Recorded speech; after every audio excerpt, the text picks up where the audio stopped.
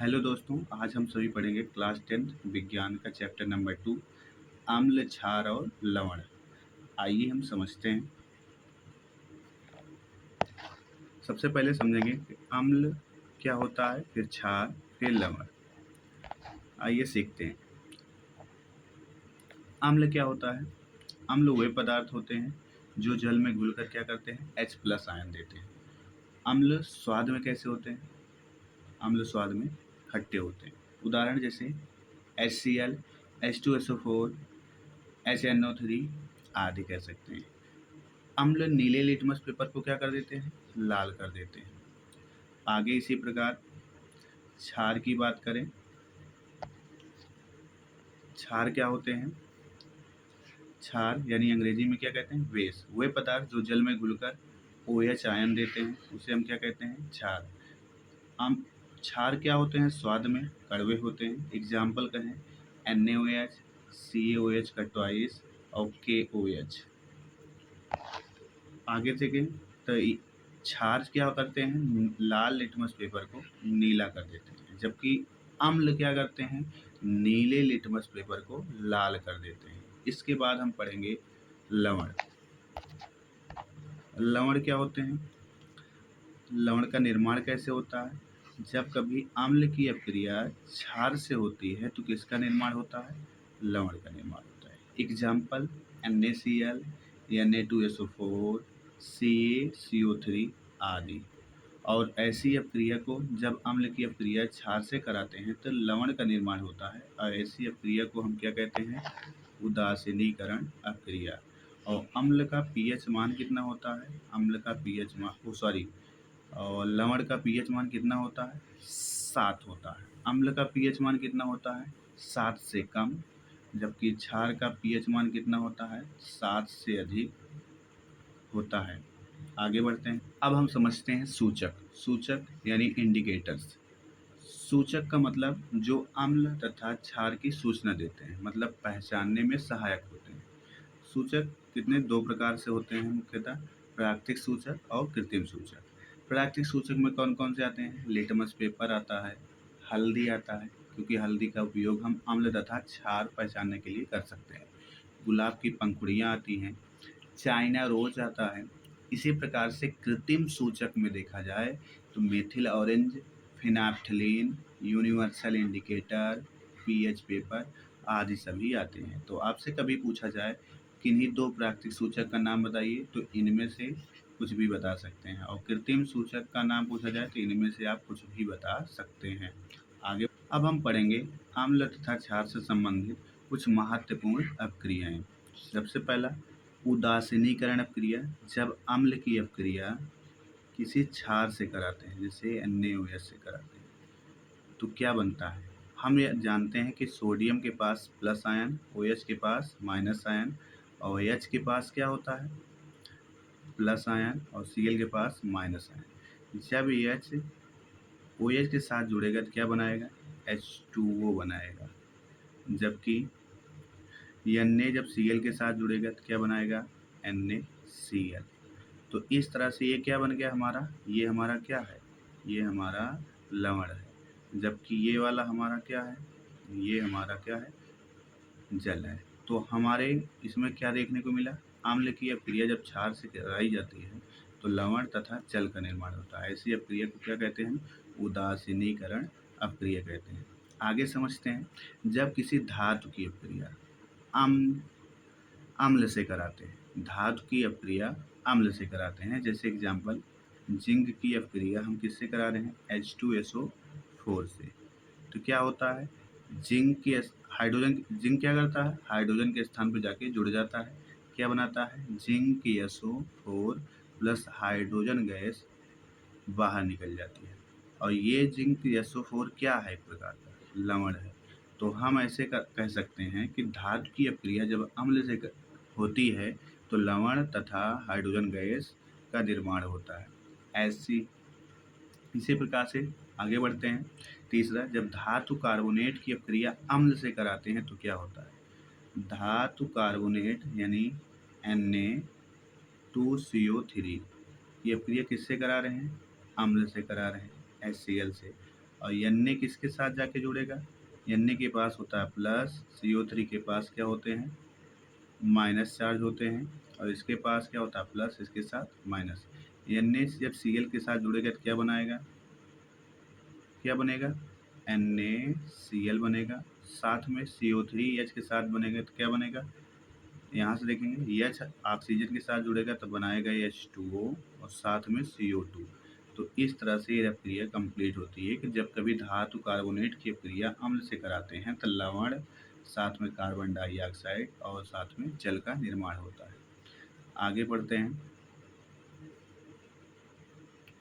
अगली रिएक्शन, जब धातु ऑक्साइड की अपक्रिया अम्ल से कराते हैं तो क्या बनता है। धातु ऑक्साइड यानी जैसे एग्जाम्पल लिया गया है कॉपर ऑक्साइड, इसकी अपक्रिया हम किससे करा रहे हैं, H2SO4 से कराते हैं, क्या बनाता है, कॉपर सल्फेट बनता है, साथ में जल बनता है। तो इस तरह से ये कुछ अपक्रियाएं थी जो कि परीक्षा की दृष्टि से इम्पोर्टेंट है। आगे बढ़ते हैं, अब पढ़ेंगे हम पीएच स्केल के बारे में। पीएच स्केल या पीएच का फुल फॉर्म क्या होता है, सबसे पहले पोटेंजा ऑफ हाइड्रोजन, पोटेंजा ऑफ क्या, हाइड्रोजन। सबसे पहले पीएच होता क्या है, पीएच किसी विलयन में H+ आयन की सांद्रता का माप है। पीएच को क्या कहते हैं, किसी विलयन में H+ आयनों की सांद्रता की माप। आगे देखें तो पीएच जैसे कोई अम्लीय विलयन है तो उसका पीएच मान कितना होता है, 0 से 6 के बीच में होता है। यदि कोई उदासीन विलयन है तो उसका पीएच मान कितना होता है, 7 होता है। और यदि कोई क्षारीय विलयन है तो उसका पीएच मान 8 से लेकर 14 तक होता है। दैनिक जीवन में पीएच का क्या महत्व है ये समझते हैं। दैनिक जीवन में देखें तो हम मानव रक्त जैसे है तो उसका पीएच मान कितना होता है, 7.4। इसको यदि हम ट्रिक से याद रखने की कोशिश करें तो हम इस प्रकार कहते हैं, जो रक्त होता है अपने चाहतर वालों को देते हैं। चाहतर मतलब अपने चाहने वालों को देते हैं। यदि दान में कभी रक्त दिया जाता है तो हम चाहतर वालों को देते हैं। चाहतर का मतलब हम इस प्रकार से कह सकते हैं 74। तो रक्त का पीएच मान क्या हो जाएगा, 7.4। आगे देखें अमाशय रस, अमाशय रस का पीएच मान कितना होता है, 1.8 से 2 के बीच में होता है। दूध, दूध का पीएच मान कितना होता है, 6.8। और नींबू रस का पीएच मान देखा जाए तो 2.2। शुद्ध जल का पीएच मान, क्योंकि न तो अम्लीय और न तो क्षारीय, इसका पीएच मान कितना होता है, 7 होता है। आगे बढ़ते हैं, अब हम पढ़ेंगे कुछ महत्वपूर्ण लवण एवं उनके उपयोग। जैसे साधारण नमक है, इनका उपयोग कहाँ करते हैं, भोजन में करते हैं, अचार बनाने में, क्लोरीन गैस बनाने में। धावन सोडा जिसका फार्मूला क्या होता है, Na2CO3 इंटू 10H2O होता है। धावन सोडा का यूज कहाँ करते हैं, कपड़े धोने में, कांच उद्योग में, जल की कठोरता को दूर करने में। ये पूछा भी जाता है कि धावन सोडा के 2 उपयोग लिखिए, तो हम क्या कहते हैं, कपड़े धोने में, कांच उद्योग में, जल की कठोरता दूर करने में। आगे प्लास्टर ऑफ पेरिस, ये तो इम्पोर्टेंट है, कई बार पूछा भी गया है। प्लास्टर ऑफ पेरिस का उपयोग कहाँ करते हैं, हड्डी जोड़ने में, कुर्सी मूर्तियाँ बनाने में, दीवारों पर प्लस्तर में। आगे बेकिंग सोडा जिसे खाने वाला सोडा भी बोला जाता है, NaCO3, इसका उपयोग बेकिंग पाउडर, अग्निशामक यंत्र और एंटाएसिड में उपयोग किया जाता है, जैसे इनो वगैरह। इनो तो जानते हैं ना, जो एसिडिटी को कम करने में मदद करता है। आगे बढ़ते हैं, कुछ महत्वपूर्ण क्वेश्चन जो कि इम्पोर्टेंट हैं।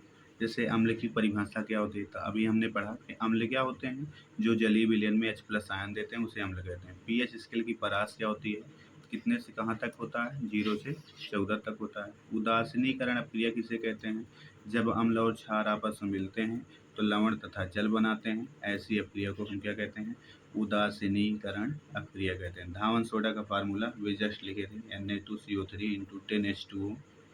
ठीक, आगे बेकिंग सोडा का रासायनिक नाम NaSCO3 यानी सोडियम बाई कार्बोनेट होता है। अम्ल और क्षार में अंतर लिखो। अम्ल क्या करता है, जलीय विलयन में क्या करता है, H+ आयन देता है, जबकि क्षार क्या करता है, OH- आयन देता है। यह नीले लिटमस पेपर को क्या कर देता है, लाल कर देता है, जबकि ये क्या करता है, लाल लिटमस पेपर को नीला कर देता है। स्वाद में कैसा होता है अम्ल, खट्टा होता है, जबकि क्षार स्वाद में कैसा होता है, कड़वा होता है। प्लास्टर ऑफ पेरिस के बारे में पढ़ते हैं। प्लास्टर ऑफ पेरिस होता क्या है, जिसे शार्ट में कहते हैं पीओपी। पीओपी इसका सबसे पहले क्या करते हैं, जिप्सम।